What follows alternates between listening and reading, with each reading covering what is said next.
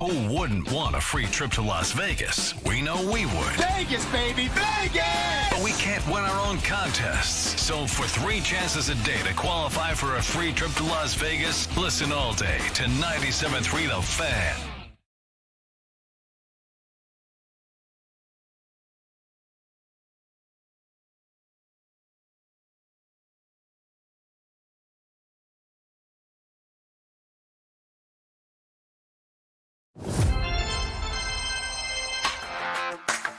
It's that time, Prior Faithful. Time to discuss everything going on with the Padres. We've gathered the entire 97.3 The Fan crew together to bring you the most in-depth discussion on the Friars in our weekly Padres Roundtable, presented by San Diego Roundtable Pizza. Here's your host, Ben Higgins.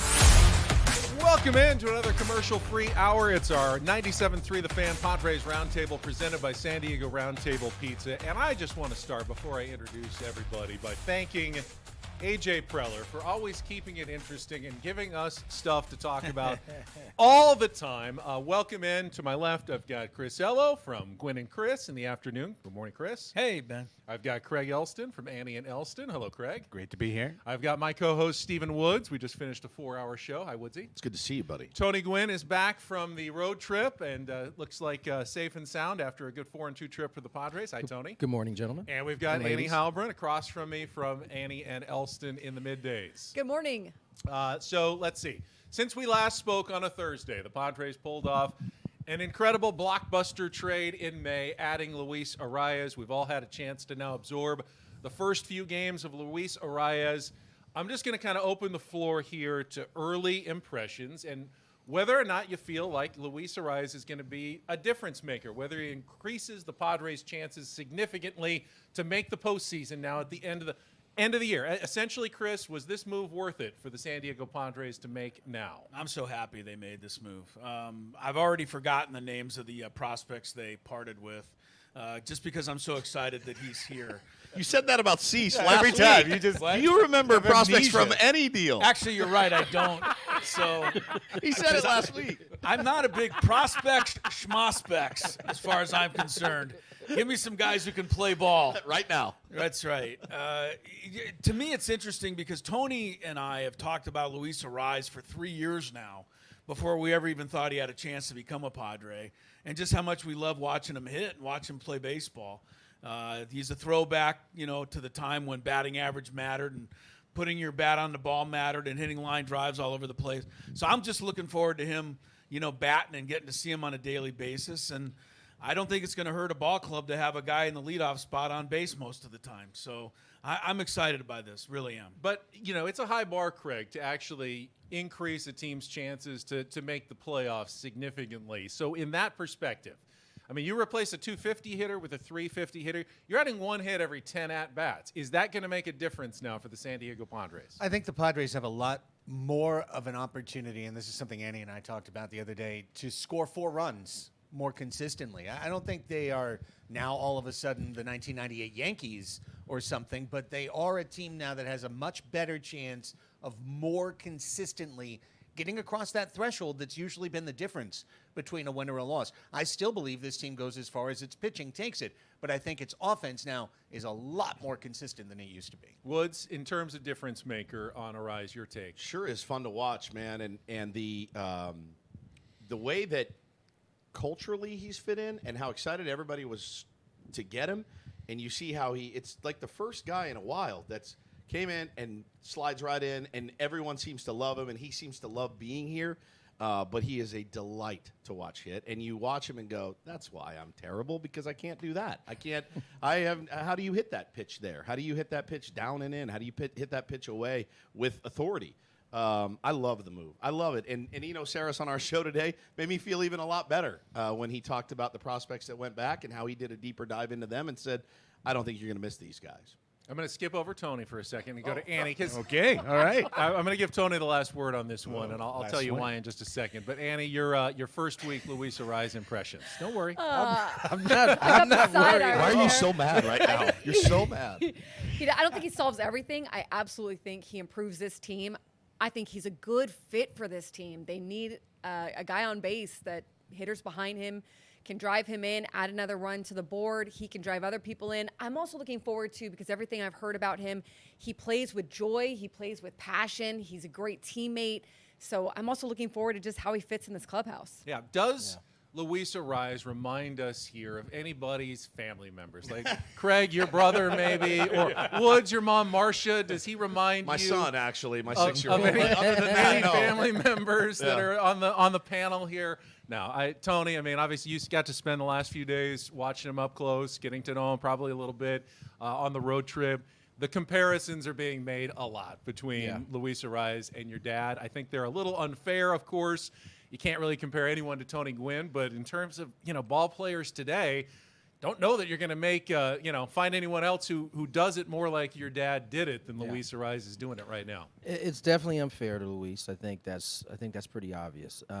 However, he's kind of a product of his own doing. I mean, his first 5 years, when you stack him up with my dad's, looks very, very similar. Now, we're talking just on the hitting side. Right. And in terms of what he does for this team, I don't think the bar is you have to improve the team significantly. But any improvement towards getting into the playoffs, I think is a one-up for the Padres. And you're just not going to find – I mean, outside of maybe Freddie Freeman, you're not going to find a more consistent guy when it comes to putting the bat on the ball. And I think naturally, especially here in San Diego, people are going to gravitate to those comparisons. And I think that's a testament to him and what he's done so far in his career. Watching these last few games, you could feel it like through the TV, the energy, what he has brought, what the other players seem to respond to him. What did you kind of see on that trip in terms of that aspect? I don't know that I've ever got goosebumps watching somebody hit. In that first day when he came in and he went right field, left center, and I think up the middle, it took me back. It took me back. And you're right. I think all of those. I think his personality just blends. I think Danny mentioned it about the joy he plays with. I mean, that reminds you a lot of what we saw with Toddy when he first came up in the league. And I just think you could see guys gravitate. I think I'm most excited about Jackson Merrill getting a chance to really pick his brain, because, I mean, that's kind of the road that he seems to be traveling right now in terms of his offense. What a great person to be able to watch and pick their brain when you have some time. Annie, when the trade was made, a lot was discussed about how you don't see blockbuster trades in May very often, and this is very unusual. But boy, is that not A.J. Preller to be aggressive and make a deal like this. I want this next topic, and you can start us. Is A.J. GMing like his job's on the line? I mean, we don't know for sure that it is on the line. Is that something you want to have your general manager feeling? Does he make this move if he knows, I'm good, I'm guaranteed to have a job for the next 10 years? Or is this something that someone who feels a little bit of desperation does this early in the season? I think if it's desperation, it's quality desperation. He's making moves that have been good for the club. Dylan Cease, Luis Arraez. I do think he understands what's at stake here, and I think he's realistic about what's at stake, and I don't know what that means for the future for him. But really, no one's safe, right? Unless you're a new GM who's been given carte blanche to having the next 5 years to develop your club or whatnot. Who's safe out there, really? So I'm sure he feels some of the pressure with the passing of Peter Seidler, with the way that this window is open for this team. But I also think he's just trying to, like Tony said, find those incremental places to make this team better and know that they've got a moment to capitalize on it here. Yeah, Chris, you obviously like the move, but do you feel like AJ is kind of on the hot seat and making some decisions with that in mind? I think he always GMs a team like his hair's on fire, doesn't he? I mean, he's always looking for the next big thing. Whether it's a criticism or whether it's something you like about him, he likes shiny objects. And he's always out on the hunt for the next shiny object.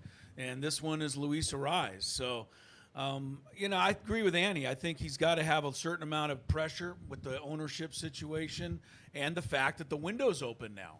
That just pressure in itself to take advantage of this time. This whole notion that national people have brought up that the Padres need to blow it up and start all over again is so ridiculous when you consider what they put into this franchise right now, and the fan base is here and the crowds are there.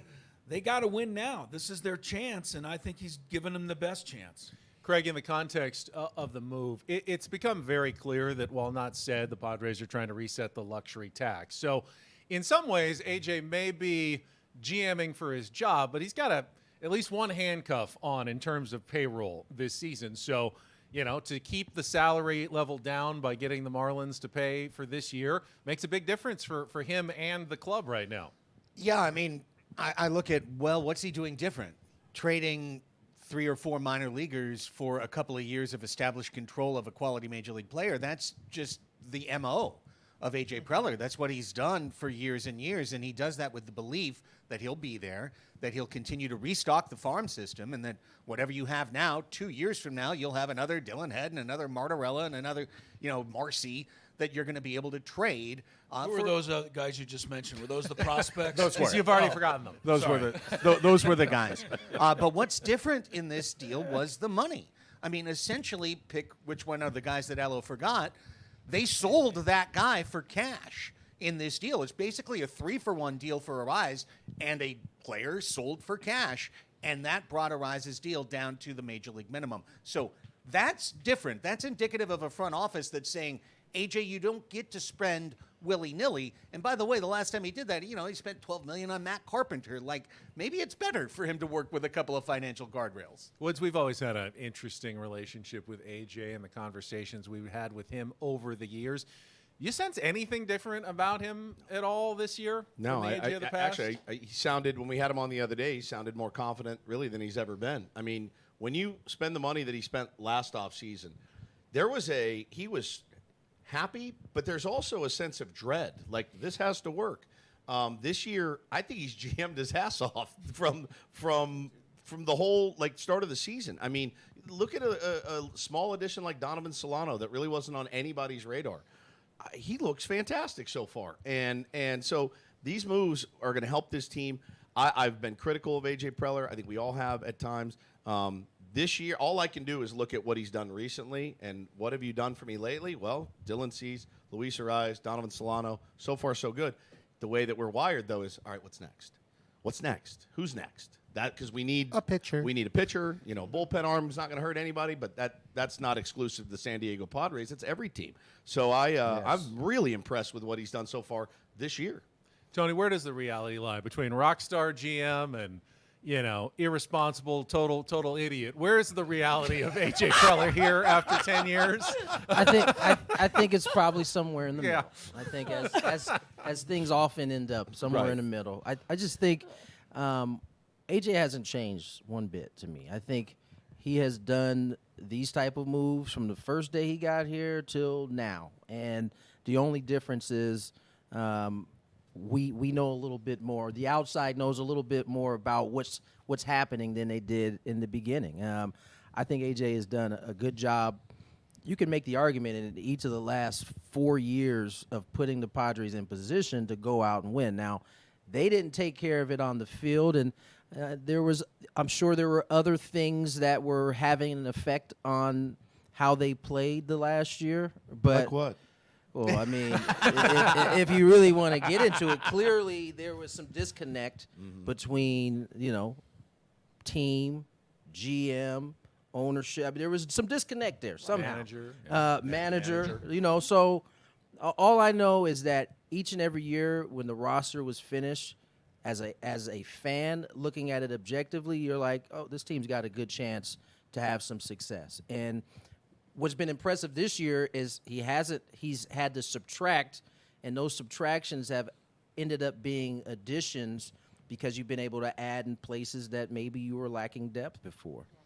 You're listening to our 97.3 The Fan Padres Roundtable, presented by San Diego Roundtable Pizza. And Woods always accuses me of saving a topic or two from our show, so I get it to the Roundtable. All right, here's the big one that I could have broken out earlier, but I didn't, Woods. So I'll let you take the first crack at this. Early trade reviews for Arraez have been good. The early reviews for the Dylan Cease trade have been really good. Spectacular again against the Cubs.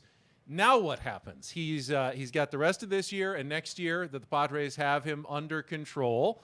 Is this another person that AJ explores a long-term contract for? Is he someone that you have to think about trading in the offseason before you lose him to free agency if the budget constraints are still? How do you see this playing out now with Dylan Cease as he gets into his 30s and you expect production to decline a little bit? Another tough decision on a potentially expensive player coming up for the Padres. I mean, not potentially. Expensive player. His agent, Scott Boras, I don't even want to put it out there in the universe, but I mean, I think, he's 28 years old, and we're up against it again. I just don't know. I don't know enough about the financials of this team other than what we think we can ascertain from the moves that they've made and haven't made and had to make. I'm not really worried about a Dylan Cease extension myself today. I'm really not worried about a Dylan Cease extension until the offseason, if at all. But, yeah, man, this is the way that we are going right now. And so until we get some giant cash infusion from some non-existent TV deal, I'm just going to try my very best to enjoy every fifth day when he pitches. I'm learning, right? I'm learning. That's it. That's all I can do. I cannot look toward the future and get myself all worked up about him being a Dodger or a Yankee or a Red Sox in the next 2 years. I just can't. You can't get worked up about it. But, Craig, it looks like Dylan Cease is only getting more expensive every single start that he takes the mound, whether it's for the Padres or another team in the future. How do you see it playing out over the next season and a half? I think they're going to get every ounce of value that they can the next 2 years and let him leave in free agency and get the compensatory draft pick after you give him a qualifying offer. Like Blake Snell. And I think it's the right thing to do. You need to use up the career primes of these pitchers who throw 98, 99. Has Dylan Cease had his Tommy John yet? I'm sorry to put it that way, but it's coming. So would you like to pay for that in the next contract, or would you like the next team to pay for that? It's unfortunate, but it's a reality of the guys that are throwing harder than they ever have before, that there is a shelf life. It is a certain amount of time, a finite amount of time that you're going to be a great starter. I'm not going to pay for the next 6 years of a guy's career like that. They've gotten him at the exact right time to extract max value. Chris, is the position of 30-year-old pitcher going to be like 30-year-old running back in the NFL pretty soon? No one wants to pay for pitchers after a certain age going forward. But it's interesting that the Padres paid for two guys that are 30 going forward, right? Yeah. Musgrove and Darvish. Yeah, that was a couple of years ago, though. Right. The trends are the other direction now. Exactly. I don't think that I agree with Craig. I don't think they can afford to do anything beyond what they've already spent. So let's just spend up Dylan Cease as much as we can. Based on where the standings are next season, maybe, you explore a move if need be at midseason and try to get a little something more for him. But this year, I'm not even thinking about it. I'm just thinking about, maxing out what I can get from him now, which is looks like a lot. Annie, am I even being unfair bringing this up at this point? Looking ahead, I know we, as fans, we like to look further ahead, Tony, than I know players and people who are taking it day by day do. But we definitely try to plot out the next few months, the next few years, and what's gonna happen? Where is he gonna go? I mean, I don't know. Like, who knows what happens in the next few years, right? Who do they trade? Who do they have? How do they restructure their finances? Where are their finances? And like you said, the TV deal, all of that. I'm with you guys. I think you just enjoy them. Enjoy them and let the future sort of play out. We'll know a lot more in the coming years. But he is on a track like Blake Snell, but with maybe even more upside in terms of what happened this past offseason with Blake. Yeah, I don't necessarily. I mean, the trend 2 years ago, it wasn't any different than it is now in terms of these elbows blowing up. And I think the only difference is there's some bigger names that are attached to them this year than there has been in the past. But it's too hard to look 2 years ahead because we just watched Blake Snell win a Cy Young Award and then not get his bread when it came time for free agency. So we don't know how this market is going to look 2 years from now as it pertains to Cease and whatever his health is at the time. So, I always find it funny for a city that hasn't been able to experience winning. We get into an environment where we are winning and we're thinking about beyond the year that we are experiencing winning. It just doesn't make a whole lot of sense to me. But that being said, it is kind of the norm. I think, if you can get a guy like Cease, and again, I'm not so sure. Everybody might be, all the teams might be feeling like, man, it's 30 years. I don't know if we want to spend that kind of money. maybe we start to see a shift in how contracts are done in terms of pitchers and the age of 30 and above. Let's continue the pitching discussion here. And unlike last week when I made you all give different answers on the one question about the surprise, you can repeat answers this time. But when Joe Musgrove returns, hopefully to the starting rotation in another week or so, what should the Padres do with that fifth spot? Should it remain Matt Waldron's? Have you seen enough from Randy Vasquez that he should be the guy in the fifth spot? Is it Johnny Brito's turn? Adrien Morejon coming out of the bullpen, stretching him out? Or, and I'll throw out a fifth option that you've seen other teams go to more recently, is this an opportunity for the Padres to go with a matchup-based opener, a relief pitcher for an inning, and then they can bring in any of those guys, in the second or third going forward? Annie, I'll start with you on this one, the fifth starter spot. What's the future direction here in the next few weeks? Here's what I think the good news is. Randy Vasquez threw well enough the other day that you're like, hey, if he goes out there, I'm feeling better. I feel a little more confident in what he's going to be able to throw. Matt Waldron, I don't know that you give up on Matt Waldron just yet. I know he's had some rough starts here. My thing is always, who else is waiting in the wings? I don't know necessarily that they've got someone waiting in the wings who is going to be a significant improvement, but at some point, I guess you've got to try. You've got to look at it and go, well, let's see, can we make an incremental improvement in that fifth spot? It's tricky, though. Chris, there's some intrigue in a lot of those guys. I mean, is Adrien Morejon not opening some eyes and making you think that, that he might finally be the pitcher that the Padres hoped he would be when they signed him internationally for, what was it, $10 million, $11 million so many years ago? I think you're bringing up a good idea. This is low-level analytical statistics, but the Padres are 19-11 when their 1 through 4 starters go to the mound. They are 1-9 when either Waldron or Vasquez go to the mound. That is not all on Waldron and Vasquez. It's on this team. But in order to get where they need to go this season, which I think everybody believes is the playoffs, you can't just forfeit that fifth game every single time through the rotation. And so far they kind of have. So I think it's a big decision that's coming up when Musgrove comes back. I don't have the answer. Morejon probably sounds as good as any right now because what they have right now is not winning. They got to get some wins out of that spot. Craig, you've been the Matt Waldron. I don't want to say champion because you haven't been that strong. I don't want to say apologist because he's nothing to apologize for. No. But you've certainly been the Matt Waldron discusser in San Diego. Recognizing he exists as a pitcher who could be the fifth starter. Is he still your guy, or are you ready to go in a different direction in the fifth starter's role? The thing that's been really killing Matt Waldron is that when he's bad, he gives up runs early. And he is putting his team in 4-0 holes like he did against Toronto, like he did, I believe, in the last start, absolutely, in Arizona. And in part, that's because he has no idea where his knuckleball is going. We put up on Annie and Elston earlier on the YouTube chat a couple of days ago his pitch distribution, just like where all of the almost 200 knuckleballs he's thrown. It looks like my driving distribution over here to the left, up in the middle, over there to the right.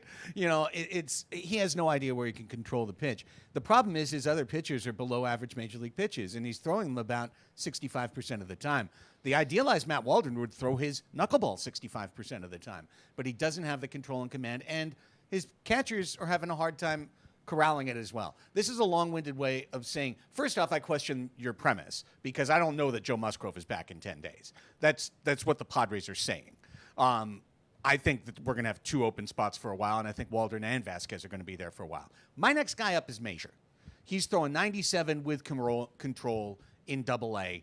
I like him as an option to help this team at some point in the summer. Adam Major in Double-A yes. right now. Tony Gwyn Jr. thinks I didn't notice, but when I suggested the possibility of an opener, he gave me the biggest side eye over there. Like he does not want to see any part of that. Well, because we don't have the depth for that.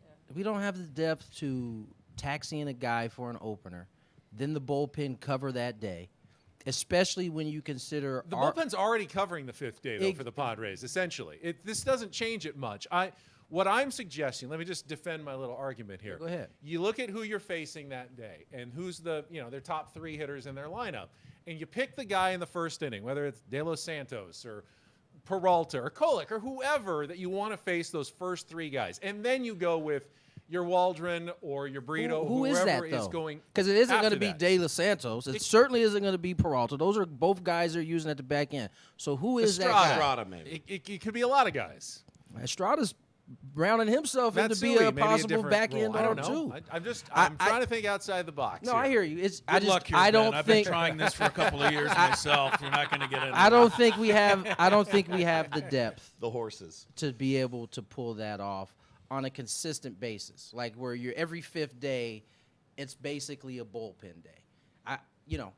I challenge the notion that Waldron, I think he's given up he's a 4, a 5, a 7, and a 4. The other 3 starts are a 0, a 1, a 0. And so in one of those starts, the Padres played atrociously defensively. So I just keep in mind he's the 5th starter in a rotation, and I challenge you guys to look at all of the 5th starters around the league and see how much better you're going to get. And so I'm not sitting here saying that Waldron should own that 5 spot the whole year, but I'm saying whether it's him or Vasquez, those guys, the expectation in terms of what you are trying to get out of them shouldn't be at the same bar as your 1, your 2, your 3, and even your 4 in a Michael King that I think has pitched better here as of late. Woods, we saw the Rays try the opener kind of for a couple of years consistently. The Giants did it a bunch and then went with like a 4-inning reliever like a Minaya a couple of years ago.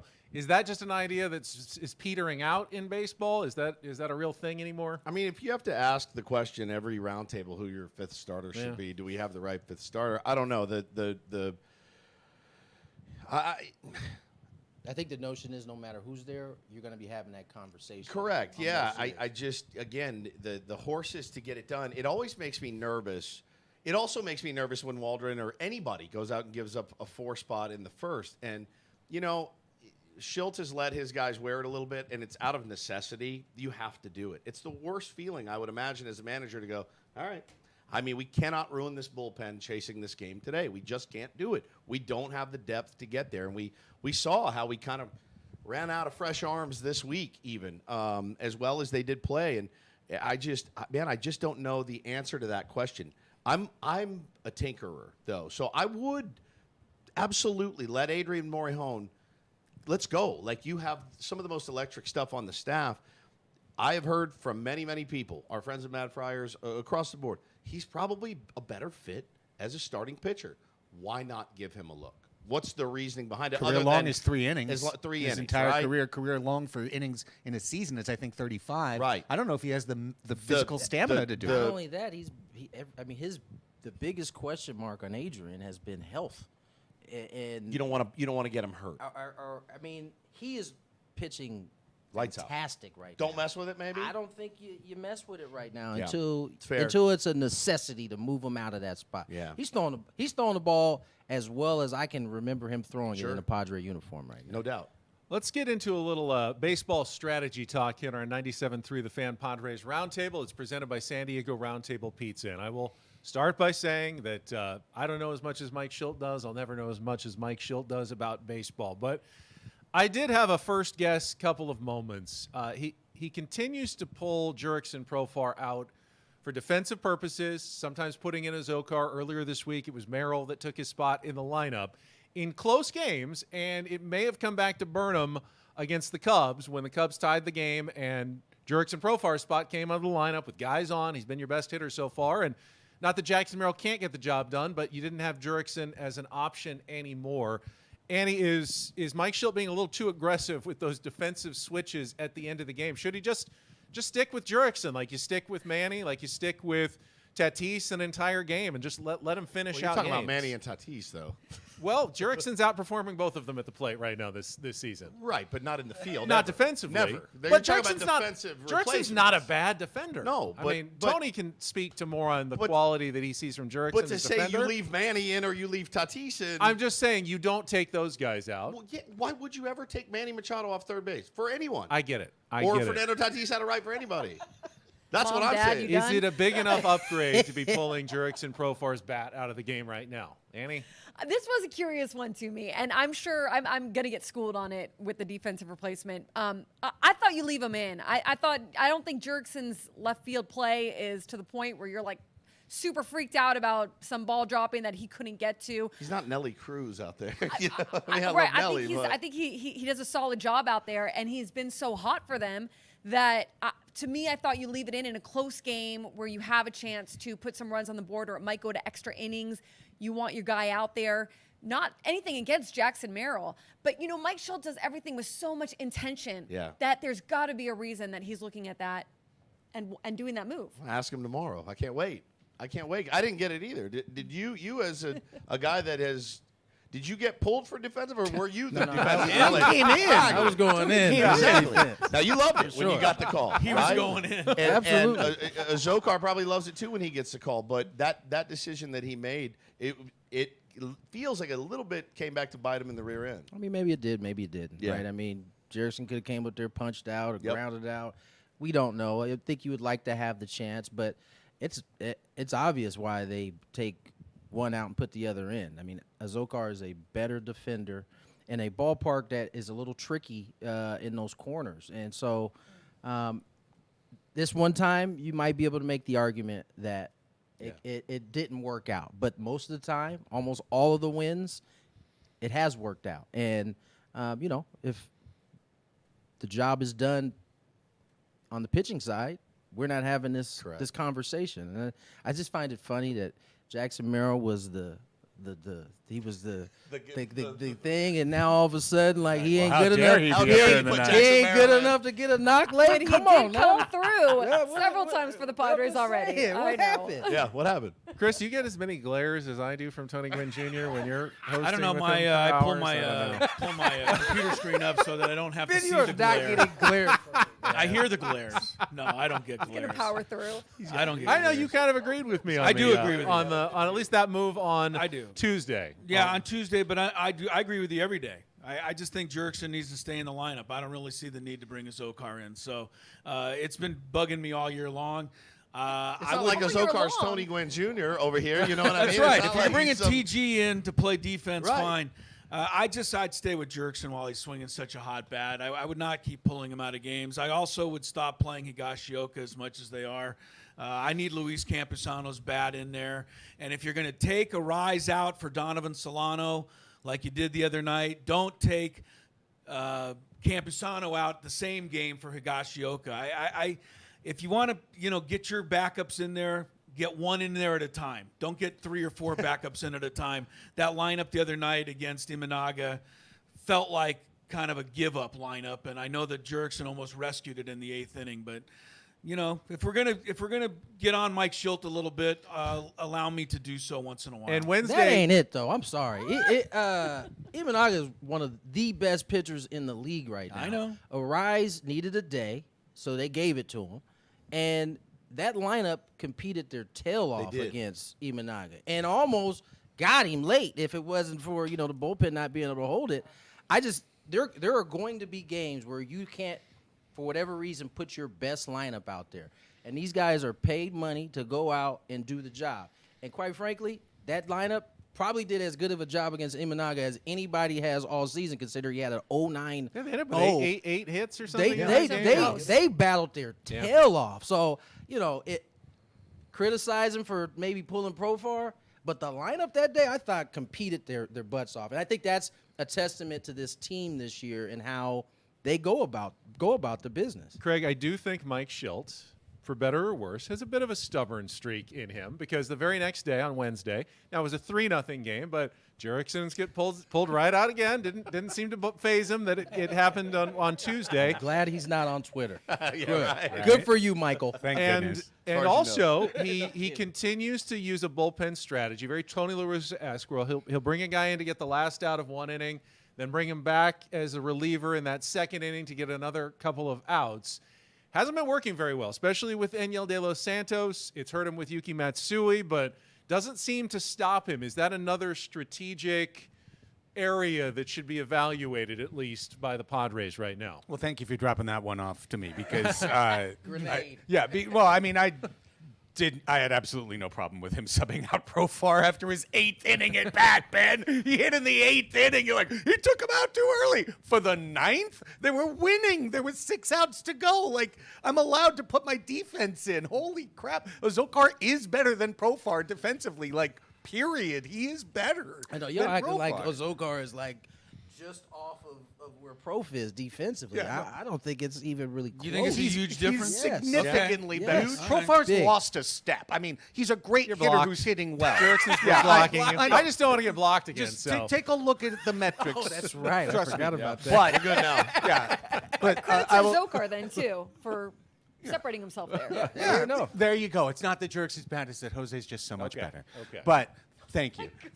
No, But but it's exceptional. Isn't that what you're saying? the He's relief, exceptional. the He's bullpen better. usage. Thank you. We were just talking about this on Tuesday, and I call it managing a bullpen on the credit card.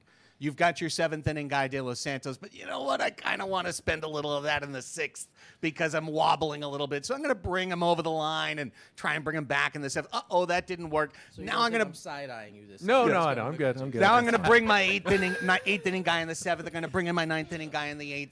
The credit card bill comes due. It came due against the Cubs on Tuesday because all those same guys had pitched up and down the day before, and then they come back in. Matsui had pitched up and down, comes back, pitches another day. He struggles. Some of our guys aren't built like Suarez. You know what I'm saying? Big and tough and can just get out there and muscle it through. Some of our guys need to be massaged a little bit in terms of bullpen management. I'm not saying, honestly, I can't fault Mike for the decisions he's made. Each time it's been in the moment the right decision to win. It's just something that will catch up with you down the road. Something wrong with your else do you chair over bring there, in? Tony? You're fidgeting around a little bit, like you got something to say. First, I think Craig is right on when he's talking about making the moves in the moment. It's a damned if you do, damned if you don't. Because in each of those situations, the reliever was wobbly, and if he gives up the run, you know what we're saying the following day. Why did you leave him out? We heard it a lot last year when Bo Mel used to leave the relievers out there. So now we got a guy who's kind of patchworking it together. And I think part of that is because no one has really grabbed hold of the 8th inning spot, right? Or the 7th inning spot for that matter. So I think in some ways it's like, all right, I'm going to patch this with I think the best matchups are. But I also want somebody to step up and like solidify themselves as the setup guy so that we can bridge this gap a little bit easier, whether it's, 5 to 6, 4 to 6, whatever it may be. I think that he has made the decisions that he's had to make in the moment. Now, they haven't all worked out. Sometimes they've worked pretty good.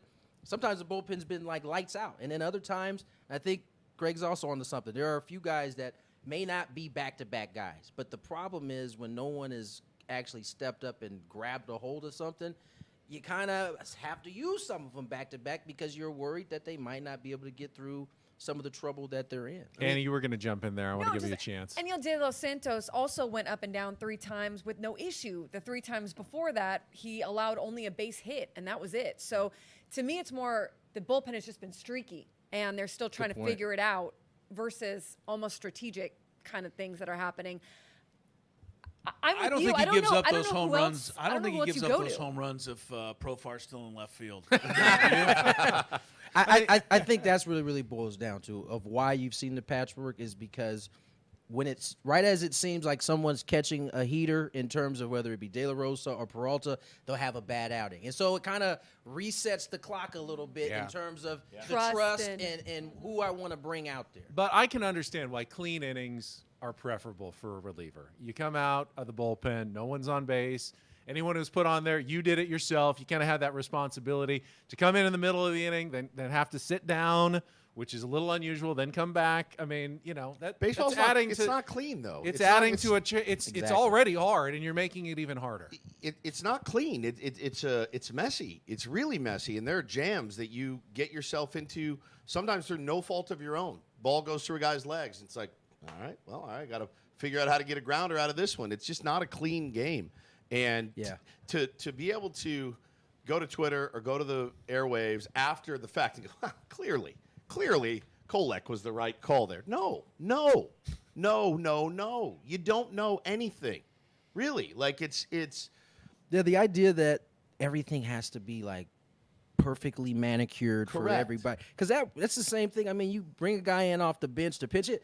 That is hard with gotta whether be it's nobody impossible. on, but that's the job. You That's got to the do job. it, and you are respected when you can do it right. And I just think, And if Mike Schill walks up to Aniel De Los Santos, who threw, by the way, the other day, one pitch, and says, "You good? You give me another hitter?" He goes, "Yeah, Yeah, of absolutely." And he gives up a home run. Game's over. I mean, And what are you gonna, but how do you fault Mike Schill for that? what You are know, you how going do to you do fault Mike Schill? if you get in the playoffs too? And it's like, well, Right. How can't clean bring are the this playoffs? guy in. It's He gonna be only clean. likes You a know it's clean not gonna be inning. clean in the playoffs. Bro, it's the 2020 hindsight managers, Adam Klug, are the absolute. They drive me, makes my hair fall out. Our text thread with Adam the other night made my hair fall out, and I'm looking at it going, bro. It's so easy to be like stupid after he gets up a home run. Idiot! What an idiot! Why would you You throw should have that gone pitch? him. Why didn't he go there? By the way, to Mike Schildt's credit, he knows he's always wrong. Correct. It's the hardest job of a manager to manage a bullpen. He knows it. It's impossible. He understands it. All right, seventh inning stretch time on our 97.3 The Fan Padres Roundtable, presented by San Diego Roundtable Pizza. We don't sing. I just get a little off topic. So today's seventh inning stretch question, and anyone can go first. What is your all-time favorite ballpark promotion or giveaway? Something from, going to the game when you were growing up, something the Padres have done recently, anything and everything on the table. Craig, you're smiling. There's only one answer.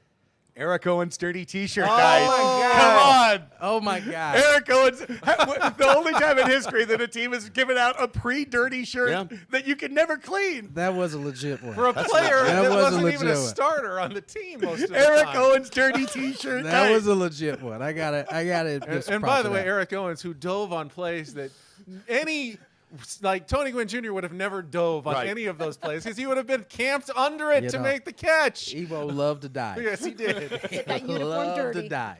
I I would say I'll take you back to Okay. like the 80s. They used to hand out those like plastic gloves and the short little wood bats. They're terrible. Yes.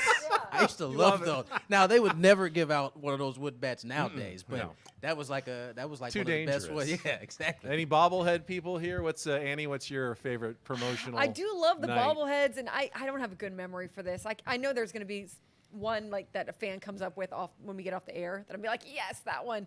I like the beanies. I don't know. I was into the beanies. I'm going to go with that. Well, they talked about the beanies enough. Once or on the twice. broadcast. How many times do they make you Otherwise, mention at the the top of my beanies, Tony? You know the palm comes off. Maybe I like the palm the best. Is Eric Grupner like problem. shock you if you don't talk about the beanies enough? It's just at the top of my mind.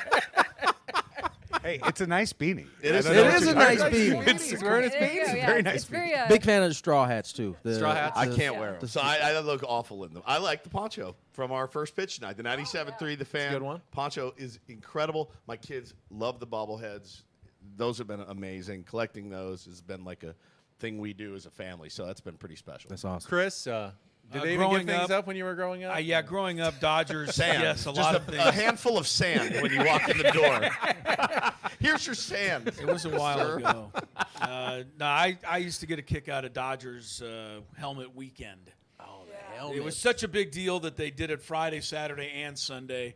And so by the end of the weekend, the whole family would have helmets all The over the place. flapless.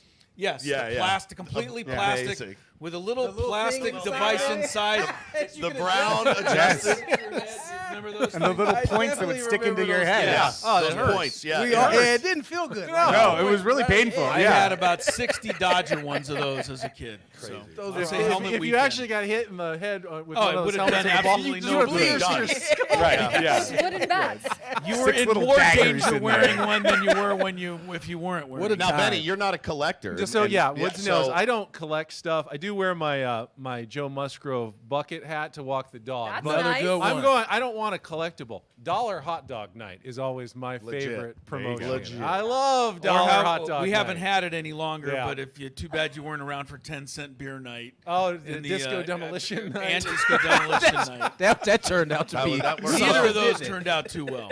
These contracts aren't getting paid with dollar hot that's dog right. night, okay? Neither of those turned out too well. All right, we got about 15 minutes left. Let's look at some broad items. Let's assume, and you can dispute if you want, that the Phillies, the Braves, the Dodgers, the NL Central champs, all pretty much under their way to the playoffs, like we expected at the start of the year. That leaves 2 more spots for the rest of the National League. If you're the Padres, who are the teams that you're most worried about competing against? They just wrapped up a season series victory against the Cubs. While it may not come into play, it might as a tiebreaker later. Annie, who are the other teams in the National League that you think are the biggest threats right now for those other playoff spots?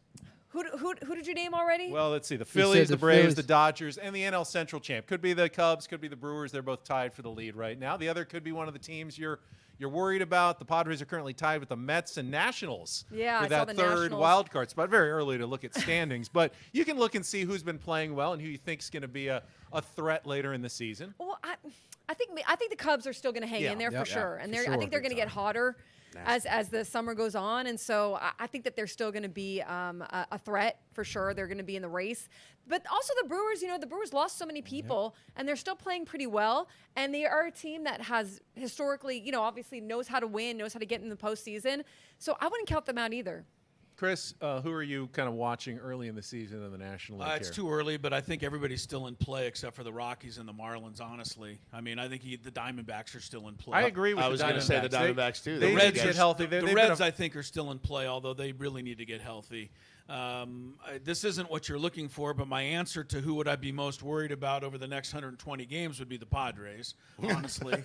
I have to figure out a way for this team to play as well as they're playing, put up the statistics they're putting up, have the breakthrough performances that they've had, but yet find a way to have a better than a 20-20 record, over the next 40 games and over the following 40 games. So that's what I'm concerned about really right now. Padres disappointed with a massive payroll last year. Mets disappointed even more. They're at 500. Are the Mets, Craig, a team that you feel like it could be a wild card contender, surprising everybody this year? Sure. Every team that's plus or minus 4 games of 500 is in the same bucket that we are. Yep. So, don't throw the Giants out because they've got pitchers coming back as the year comes along. The Diamondbacks have pitchers coming back as the year comes along. The fact that we're ahead of them right now, honestly, is mandatory. Like, they're playing without 2 of their best starters each. So we better be ahead of them right now. The Padres do need to take fire. I mean, I agree with Chris. At the same time, this schedule is pretty unrelenting. There's 1 series against the Rockies, 1 series against the Marlins, and otherwise it's kind of a meat grinder straight through Memorial Day. So longer. I was looking at it this morning, and honestly, the Padres schedule doesn't get easier until maybe August and September. The first 4 months, though, there may be a little break here and there, but they got a tough schedule all the way through. Don't expect the schedule gods to just save the Padres at any point in the next couple of months. Right, and that's why I say very simply, this team needs to have their starters going out there day in and day out, giving this team an opportunity to win. If they do, we've got an offense that'll put up 4 or 5 runs more often than it did last year. Tony, you've seen some of the teams up close. Who's kind of impressing you early in the National League? Any surprises? Cubs definitely are an impressive team. Pitching staff for sure. I think Milwaukee's going to get better as the year goes on. That's a surprise with losing the losing players, some of the arms Corbin they've Burns, lost. And you felt like, they're going to collapse this year, and they have not. Right, you lost Woodruff, but he's done for the year. I know he's back with them, but I think for myself, as a fan, I'm excited about this year because unlike most years or like the last, 7, 8, there's really only like 3 teams who aren't trying to win, or at least one that's trying to win is just not going well in Miami, right? I mean, everybody else is fully in this, like plus or minus 4 or 5 games, we're all in the same bucket. But I think the Cubs are one of those teams. I think the Mets are one of those teams. It's funny when some of that pressure gets pulled off of you, how much better teams seem to be playing. Padres included in that mix. But I think right now everybody's is, with the exception of 2 or 3 teams, is fully in it. All right, let's spend the last few minutes. Dodgers are coming to town this weekend, and I don't think it's the make or break series. You'll be over half of your games against the Dodgers will be done with by the time this weekend is over. You say that's a bad thing. Yeah, I say it like it's a good like thing. the I don't like the schedule. I'm not a fan of this evened out schedule, but I digress. Go ahead. Sorry. But so I think this one I'm going to start with Chris. Okay. In 1992, a rash of injuries, the LA riots, and a bunch of just bad play led to a 63-99 record, and the only last place finish that the Dodgers have ever had since they became the Brooklyn Dodgers in 1932. Wow. Will any of us in our Did life? you say the riots had something to do with Well, that? I mean, they had to cancel a week of games, make them up with double headers. I mean, okay, okay, all it right. was a messy season. No, I was trying to make the connection. Yeah, no, yeah. Okay, It probably does require some explanation. Also, Mike Sharpison was their only All-Star. Yeah, they had a bad weren't season. good. They did have Eric Karros as Rookie of the Year. That was about the bright spot. All right, the rest of our lifetimes. Do we ever see the Dodgers finish in last place again in the National League West? I don't have a lot of lifetime left, Ben. Pick someone not younger and quite healthier sure like why- Tony, Yeah, then. not quite sure why you're starting with me there. I'm going to say no as long as the Never. Rockies are in the division and owned by Dick Monfort.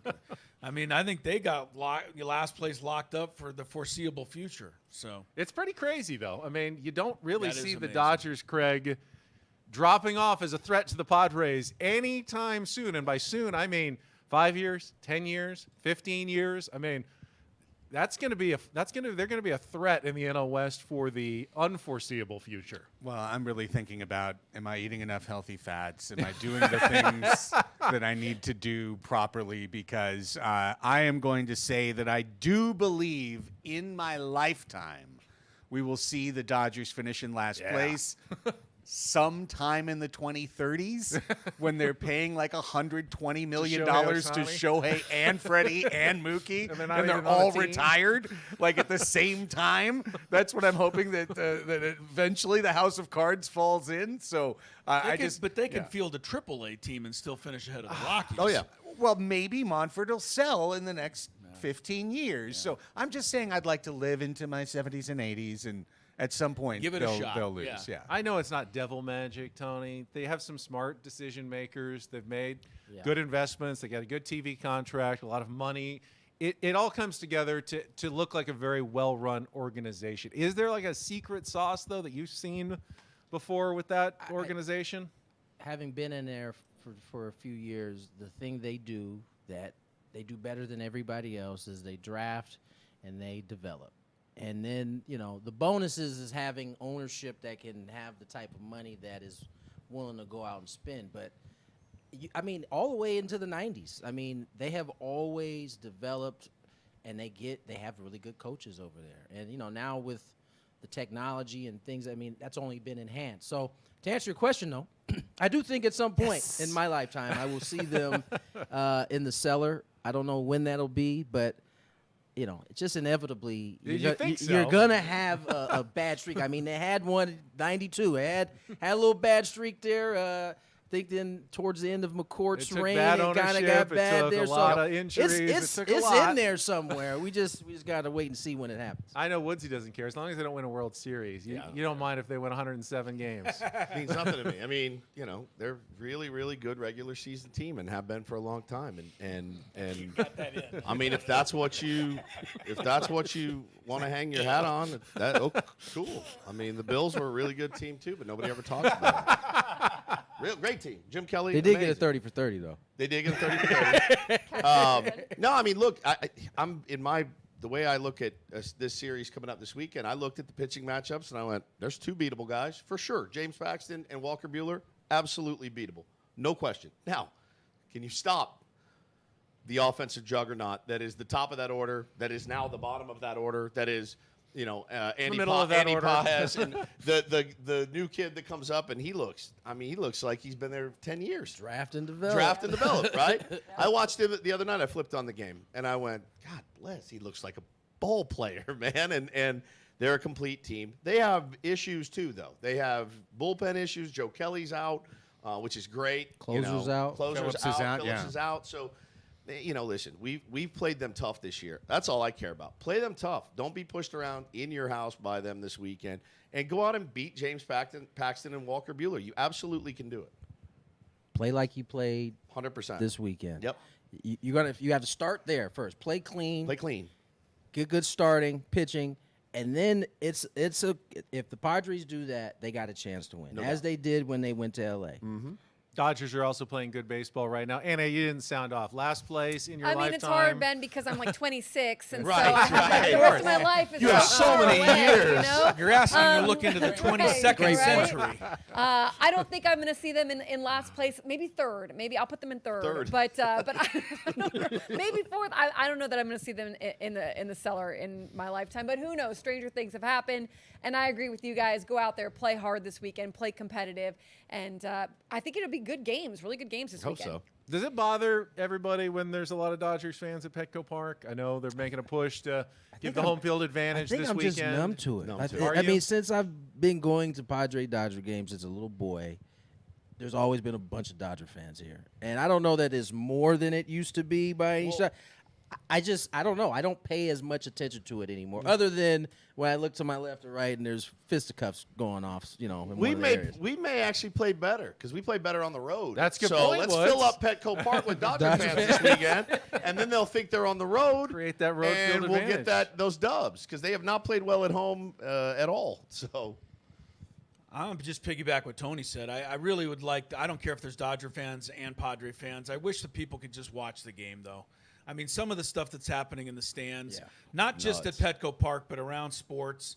It's trending really in the wrong Since direction. the pandemic, like everyone came back out of It lockdown seems and like like, they came back and they've Maybe never that's kind it. of come Yeah. back down to normalness. It's again. Like, mutated. yeah. It felt like it was starting to, Yeah. and then it skyrockets back up again. I mean, the one tweet though that I keep seeing of that one Padre fan just timing it perfectly and giving that one Dodger fan the finger. the best. That cracks me up every time.